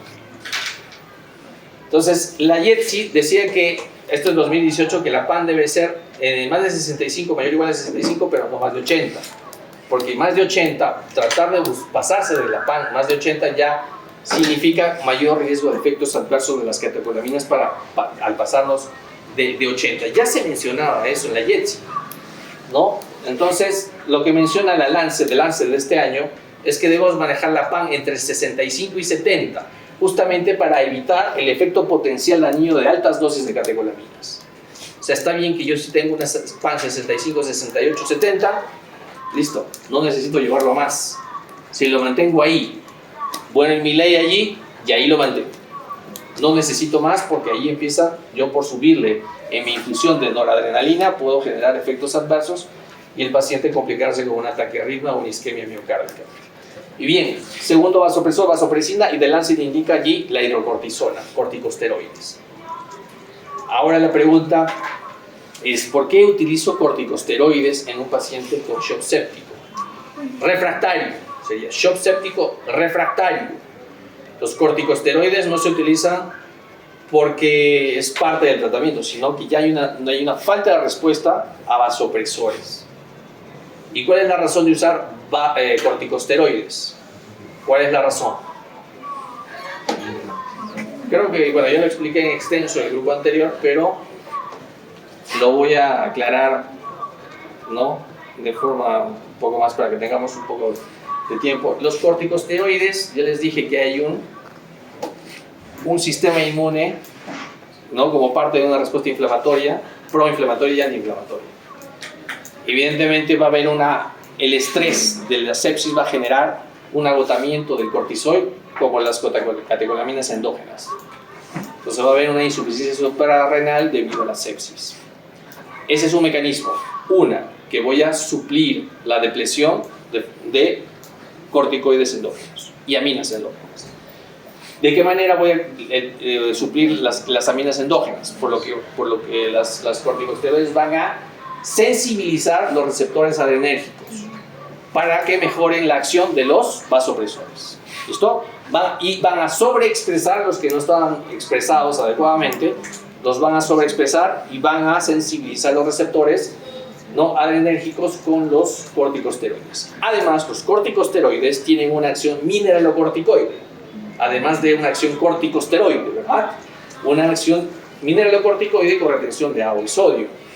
Por lo tanto, algunos establecen la asociación de agregar fludrocortisona, además de la hidrocortisona, que ya tiene un efecto mineralocorticoide, además de corticosteroide, ¿no? Ya tiene un efecto, pero en algunas revisiones indican agregar, además de la hidrocortisona, que es el corticoide más estudiado y con mayor beneficio, agregar fludrocortisona. Pero creo yo que eso falta cierta evidencia, pero se ha establecido que la hidrocortisona, en dosis de 200 miligramos al día, de forma endovenosa, ya sea en infusión, o 50 miligramos en bolo cada 6 horas, que es lo mismo, tiene el mismo beneficio ante un shock refractario, un shock séptico refractario.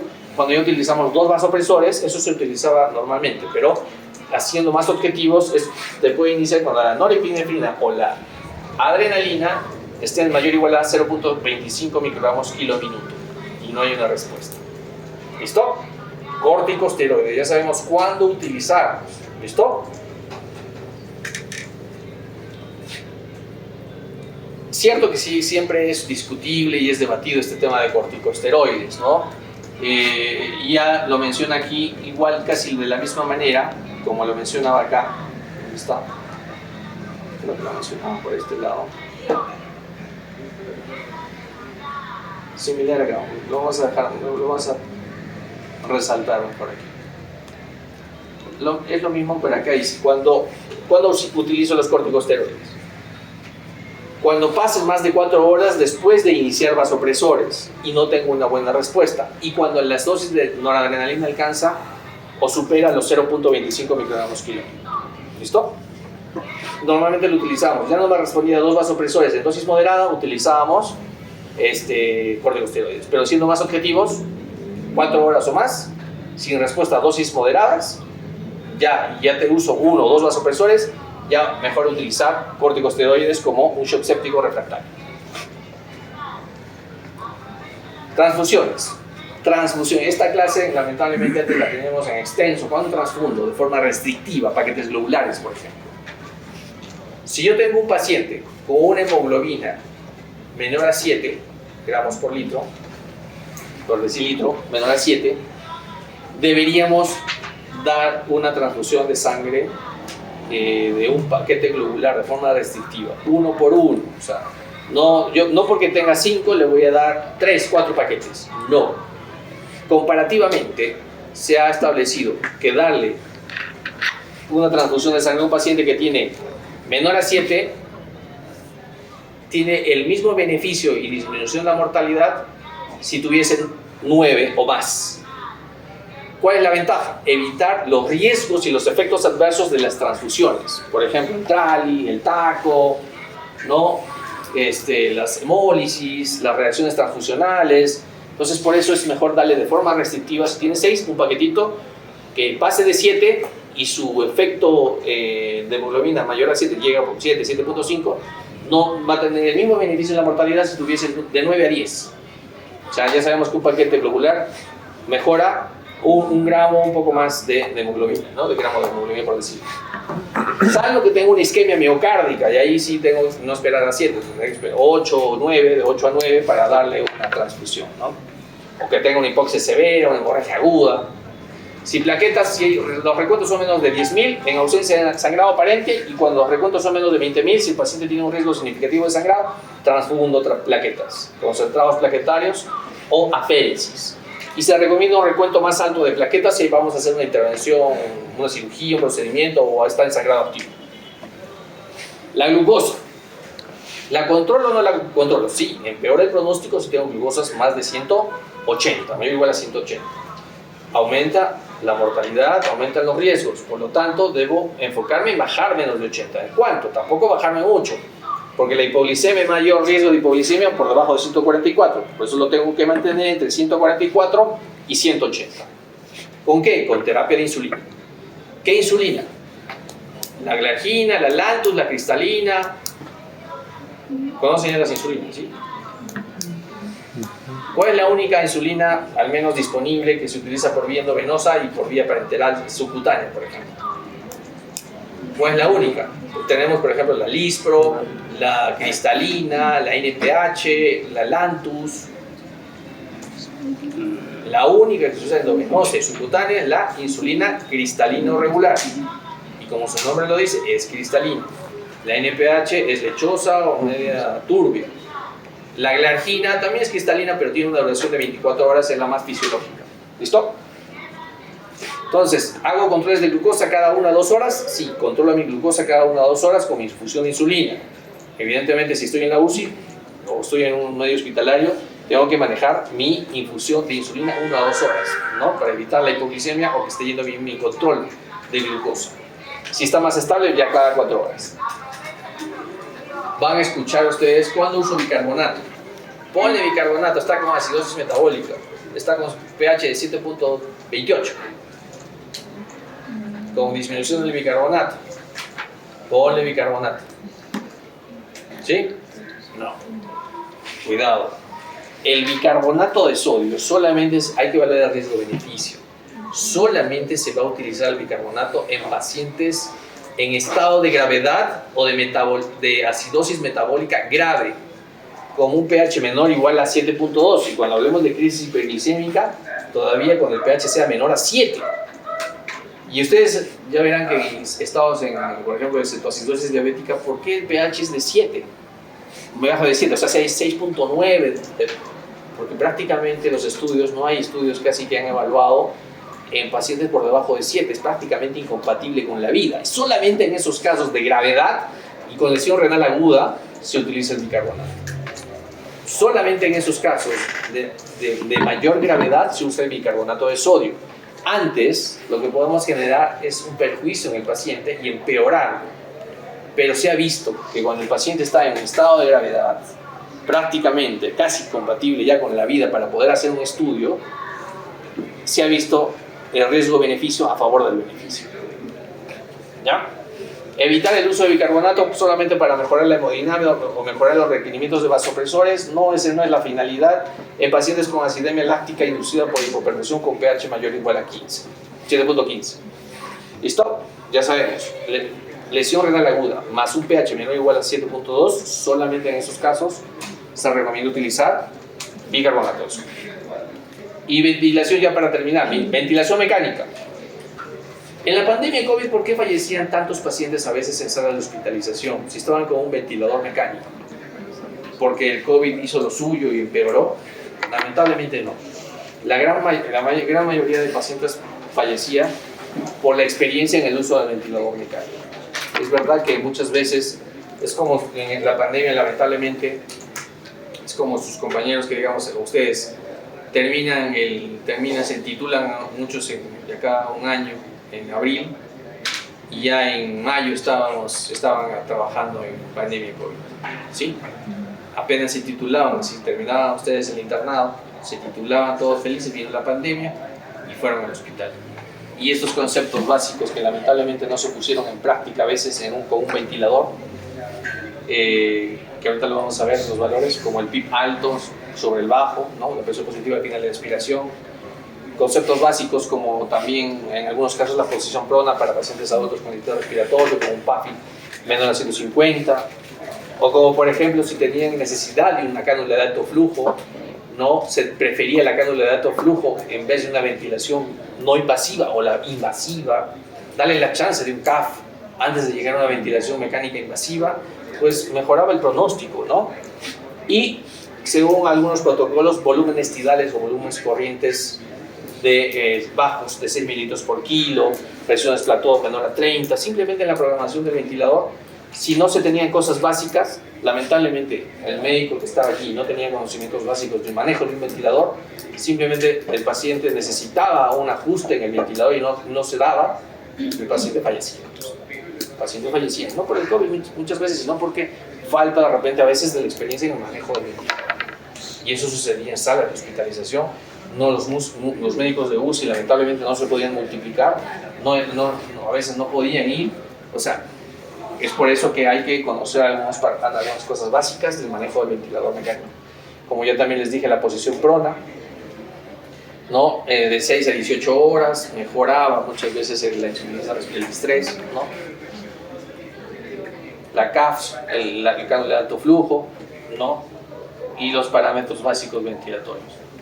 Y la terapia de reemplazo renal, ¿cuándo se daba terapia de reemplazo renal? No porque la creatinina esté alta, no porque el paciente orinaba poco, sin estar en anuria, por ejemplo, ¿no? Pero en algunos casos sí se daba diálisis, hemodiálisis, diálisis peritoneal cuando el paciente tenía emergencia y urgencia dialítica. ¿Cuándo son esos casos que sí necesita terapia de reemplazo renal? Por ejemplo, cuando tenía una encefalopatía urémica, sí, la creatinina estaba elevada, la urea alta, pero el paciente estaba desorientado. En esos casos sí, es una emergencia. Paciente que tiene una sobrecarga de líquidos, está en anasarca y no orina, y la creatinina está en 3 o 4 volando, pues en esos pacientes sí necesita, no por el hecho de solamente tener una creatinina elevada. O en pacientes que tienen una hipercalemia refractaria, 6.8, 7, y le dan todo el tratamiento para hipercalemias, como ya vamos a revisar en esta semana. A pesar de que dábamos tratamientos para hipercalemia y era refractario y seguía alto, generaba taquiarritmias. Sabemos que taquicardias ventriculares, sobre todo, pacientes con hipercalemia y que pueden dar un paro cardíaco, pues en esos casos, con ese riesgo, pues hay que hacerle diálisis, ¿no? Entonces, solamente en esos casos se habla de terapia de reemplazo renal. Esto se hablaba antes, las 3 horas, las 6 horas, ¿no? Para medir lactato. Eso ha variado. Ya se habla de la primera hora, como les dije, son 5 cosas que hay que hacer en la primera hora. 5 cosas en la primera hora. Y eso hay que recordar, si un paciente tiene un paciente con una alta sospecha de sepsis, ya con los scores, con mi juicio clínico, que me indica si este es un paciente con sepsis, lo debo tratar como tal, ya, mido el lactato, mayor a 2, pido cultivos, ¿no? 2 aerobios y 1 anaerobio, e inicio antibióticos de amplio espectro, dependiendo del foco a donde va dirigido. El paciente la PAN está poco baja, está hipovolémico, ha perdido líquidos, pues iniciaré con bolo de fluidos, 30 mililitros por kilo, y evalúo la respuesta. Puedo medir el lactato, si el lactato está más de 4, ¿no?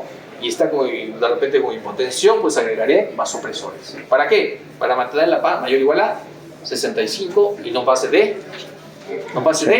70, digamos, 70. Si bien, y se lo dijo no 80, pero en la actualidad estamos manejando no pase de 70.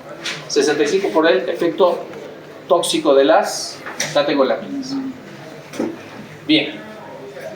Y eso es lo mismo, los 5 pasos en la primera hora, desde el 2018 sigue vigente: medir el lactato, obtener hemocultivos y administrar antibióticos. El paso 3, administrar antibióticos de amplio espectro. 4, administrar fluidos 30 mililitros por kilo. Y para obtención con lactato mayor o igual a 4. Y aplicar vasopresores sin una respuesta a fluidos. Y para mantener la PAN mayor o igual a 65. ¿Listo? Esto es lo mismo en la guía JETSI. Simplemente si tengo un quit SOFA mayor o igual a 2, bien, sospecha de sepsis. Pero si tuviese menor o igual a 2, NEWS o el SIRS. Acá en este caso dice el SIRS, ¿no? Si tengo el SIRS mayor o igual a 2, bueno, pues ahí puedo considerar que es una sepsis y empiezo a mí todo lo que hemos hablado de los soportes y la terapéutica. Esto en la primera hora ya hemos hablado. Si es un paciente que tiene una miocardiopatía por sepsis o tiene un infarto o un síndrome coronario agudo, pues tomaré su EKG, llamaré al cardiólogo, que lo evalúe. Yo mismo evaluaré el EKG. Si tiene un infarto, lo trataré como tal, además de todo lo demás, ¿no? Y en las 6 horas el paciente también está en una sala de UCI, ¿no? Para monitoreo hemodinámico, su línea arterial para control de la presión arterial, su catéter, su vía central. Probablemente, si no lo tengo inicialmente, se puede iniciar vasopresores, pero si estamos en la UCI, probablemente se lo coloque, ¿no? Entonces, eso es importante. Bien, y esto, para ustedes, a ver, ya para ver si estamos atentos e irnos. Paciente varón de 74 años con antecedente de crecimiento prostático grado 3 que acude a emergencia por disuria y dolor lumbar seguido de fiebre, escalofríos y malestar general. En una clínica privada, este paciente fue a una clínica privada primero y le administran 1800 mililitros de lactato de Ringer. Y luego, como no lo ven bien, lo mandan a su hospital donde están ustedes haciendo su internado en medicina. Y el examen lo van a ver mal estado general, lo van a ver con una frecuencia, está taquicárdico, 125, la frecuencia respiratoria en 28, le van a tomar su presión arterial, está en 80/30, le hacen la presión, el pulpejo, le suman, lento, 6 segundos, ¿no? En que cambie de pálido a rojo, y la saturación 92 y la temperatura con fiebre, 39.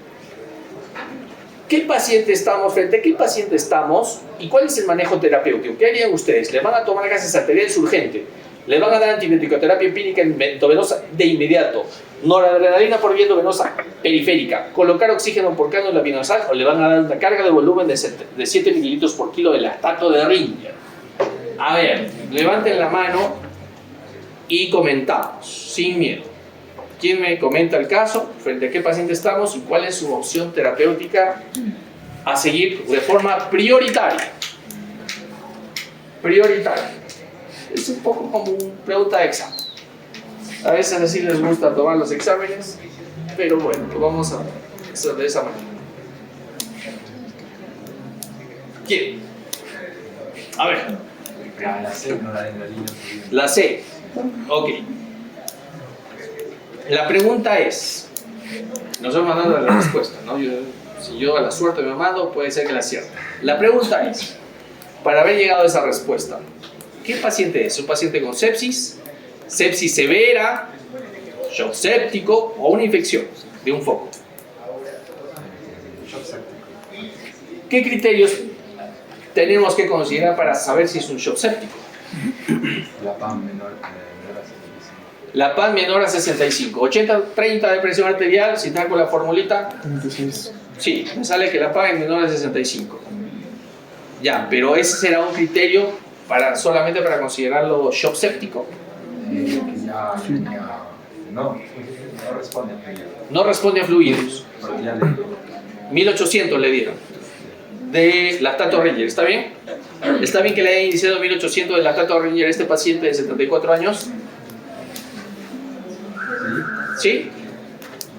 Probablemente pesa 60 kilos, ¿está bien? ¿Está bien o está mal? Está calculando, a ver. ¿Está bien? ¿Por qué? Porque 30 Miligramos. Mililitros, ¿ah? Por kilo. Ya sale 1800. Entonces 1800, ya le ha pasado. Probablemente dijimos que hay que evaluar, si no tengo otras variables hemodinámicas, chequeo mi presión, la diuresis, ¿no? Probablemente este paciente, para que lo hayan transferido, es que vieron que no iba bien, o de repente se aseguraron y lo enviaron. Pues ya le dimos el primer manejo inicial y ya pues que se arreglen ellos, que ahí llega a ti. Entonces tú dices es un shock séptico porque no responde a fluidos y porque no logra la PAN con fluidos de 65. ¿Y hay algún otro criterio para considerar shock séptico? El lactato, pero El lactato. ¿Cuánto debería tener el lactato? mayor a 2. Ya, mayor a 2. ¿No tenemos lactato? No tenemos, probablemente. Pero hay un criterio que sí, definitivamente tiene que tener. Tiene que ser un paciente con sepsis. Porque evidentemente, para haber llegado a evolucionado a shock séptico es que es un paciente con sepsis, ¿no? Que no fue bien y tenía signo de hipoperfusión, hipotensión arterial. Y yo podría pensar que este paciente fue un paciente inicialmente séptico, un sepsis. ¿Por qué? ¿Cómo? Alógímetro. Sí. ¿Así nomás? Por la infección urinaria probablemente tiene. Probablemente tiene. Pero yo puedo pensar que era un foco, una infección nada más de tracto urinario. ¿Cómo puedo saber si era sepsis? Por la escala. ¿Cuál? ¿Cuál de todas? En este caso, ¿Cuál escoges? a ver, el SIRS. Uy. SIRS. Ya, puede ser que quieras SIRS.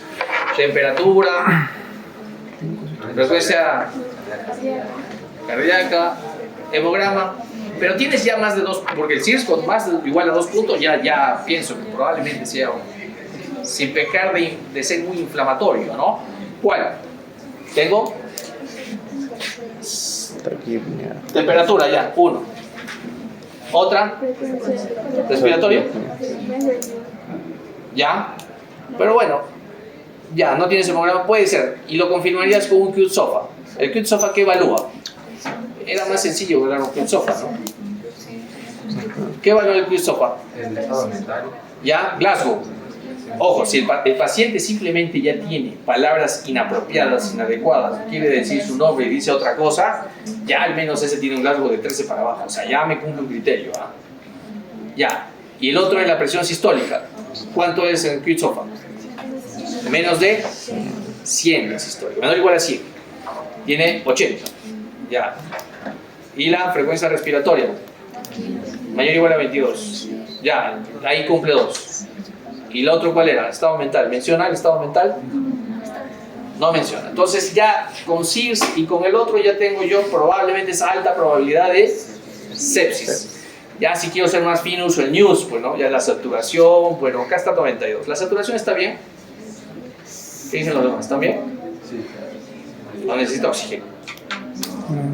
Ya. ¿Según está bien? Está bien. Perfecto. Ya, y tu alternativa es, dijiste, la C. Noradrenalina por vía venosa periférica, ¿sí? ¿O cambias de alternativas? Sí, doctor. ¿Te reafirmas? Sí. Mira que si respondes mal ya quitamos todo lo avanzado hasta ahora. Es que a estas alturas ya no podemos dudar. Sí, Noradrenalina.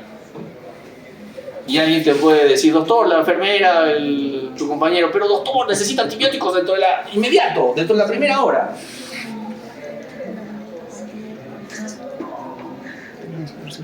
Doctor, se va a morir. Pero bueno, mi respuesta sería que está ahorita ya a punto de morir, ¿no? O sea, voy a hacer una acción heroica.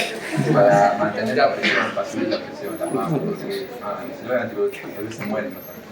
Ya efecto del antibiótico. O sea, puede ser que la infección ya termine en una infección, una bacteriemia a todo dar, pero que la presión, la PAN esté salvando. O sea, la adrenalina luego le da la antibiótica. Pero primero sería estabilizarlo, porque ya se está. Y ya, primero estabilizarlo con la noradrenalina. Y si te dice el primer doctor, a mí me han dicho que la adrenalina es mejor. No uso. Es más, acá la tengo preparada. ¿La pongo? ¿Por qué? Era la Nora, doctor. ¿Pero por qué? Va a decir, pero yo la tengo lista. Por las guías.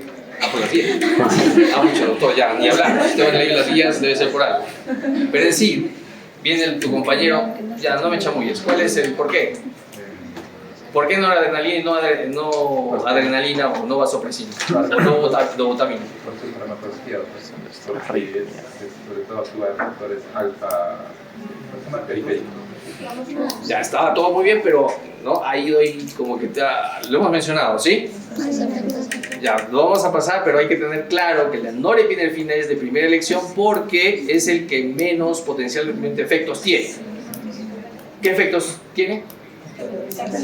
Las taquiarritmias y menos riesgo de isquemia miocárdica. ¿Ya? Es por eso que tú escoges noradrenalina y le decís a la enfermera, no le pongas. Noradrenalina, prepárate. ¿Ya? Y le vas a pasar, normalmente utilizamos si es por vía periférica, 2 ampollitas de noradrenalina en 100 mililitros de cloruro o de lactato, ¿no? Pero si es por vía central, 4 ampollas, ¿no? En 100, y ahí vamos a usar una bomba de infusión. Ya, entonces, muy bien, dijiste no antibiótico-terapia. Doctor, ¿y los gases? ¿No es urgente? Lactato, doctor, lactato. Ahí, en los gases me sale lactato, ¿verdad? No, para después. Pues porque no. Es más, no tenemos para procesar lactato. Ya, perfecto. Ya. El oxígeno, dijiste, no oxígeno. No es necesario. ¿Por qué? Estás saturando 92. ¿Está bien? ¿O requiere 94? Está bien, doctor. Estamos en Arequipa, ¿no? En Arequipa ya sabemos que la saturación objetivo es 92 a esta altitud, a 2300 y pico metros sobre el nivel del mar. Si estuviésemos en Chivay, por ejemplo, y tú le quieres dar oxígeno y a alguien que vaya a altitud de 3500, 4000, se van a dar cuenta que el 92 es equivalente a un 88. Entonces, con 88 para arriba, tranquilo. Pero acá en Arequipa, 92. Si en Lima, 94, a nivel del mar. Entonces, acá, tranquilo, no hay problema con el... Y la carga de volumen, otra carguita te van a decir, otra carguita de volumen, doctor. Ya le pasaron 1800, pero nos aseguramos con una carga extra de 7 mililitros por kilo. ¿Está bien?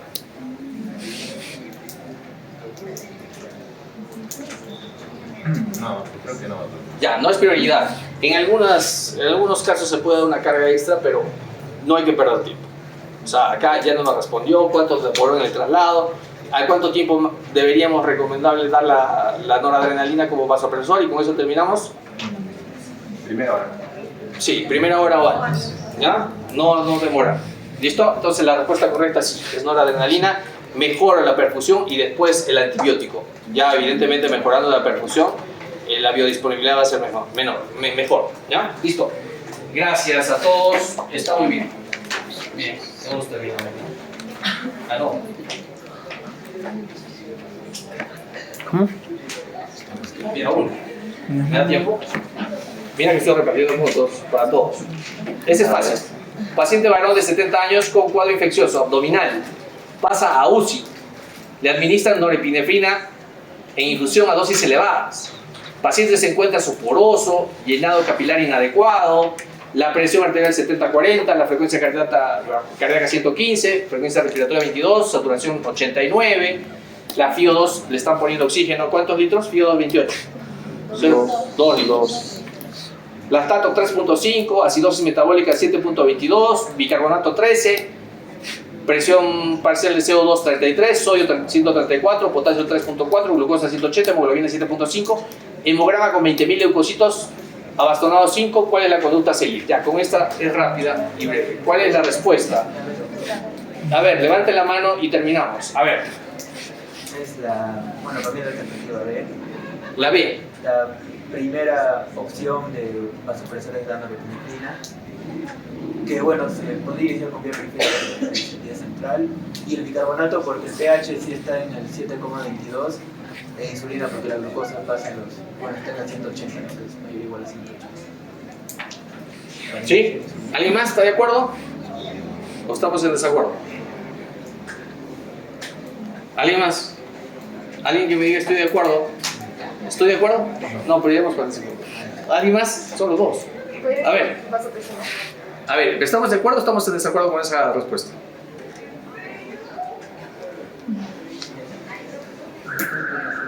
No, Estamos de desacuerdo. Ya, ¿por qué? Porque persiste,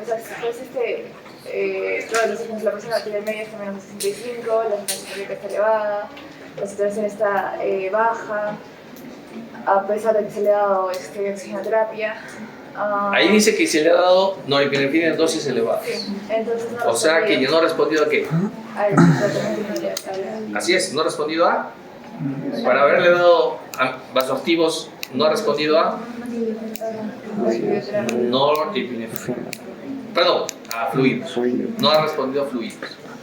Y por eso optaron por darle norepinefrina y le están dando dosis altas de norepinefrina. ¿Sí? Entonces, si no está respondiendo a fluidos ni a norepinefrina, ¿cuál es tu opción a seguir? Vasopresina. ¿Cuál es tu alternativa? La D. Vasopresina. ¿Y por qué no le voy a dar la A, epinefrina? Porque ya sería así, si no responde a la vasopresina. Ya, vasopresina. Y si ya, vasopresina, si no responde, epinefrina. ¿Está bien?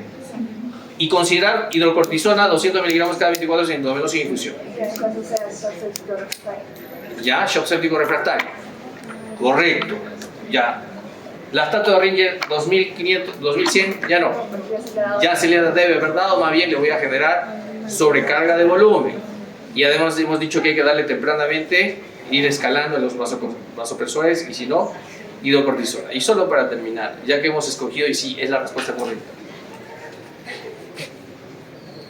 Si yo no tuviese epinefrina, o mejor dicho, si tengo todos los medicamentos para darle vasopresina y otros vasopresores, ¿qué escogería antes de epinefrina? ¿Cuál? Angiotensina 2. Y si no tengo disponible, epinefrina. ¿Y la hidrocortisona? ¿Qué función cumple? De los receptores adrenérgicos. O sea, sensibiliza los receptores adrenérgicos. Ya, ese es uno. Ajá. Lo sensibiliza a los vasopresores. Sí, para poder mejorar la acción de las vasopresores. ¿Y otra función que cumplen los corticoides? Antiinflamatorio. ¿Sí? ¿Y una más? Bueno, ¿qué hace con...? Dijimos, hay una insuficiencia suprarrenal, ¿verdad? Bueno, Por el estrés de la sepsis, ¿no? los minerales corticoides. Tiene una acción mineralocorticoide, efectivamente. ¿Que se puede agregar fluorocortisona? Sí. ¿Listo? Pero lo doy porque tiene un efecto corticosteroide y además mineralocorticoide. ¿Listo? Y se puede agregar a veces fluorocortisona, pero eso falta evidencia. En sí es debatido los corticoides. Bien, hasta ahí está bien, hemos llegado hasta el final. Cuidado, está muy bien. Gracias a ustedes, ya listo.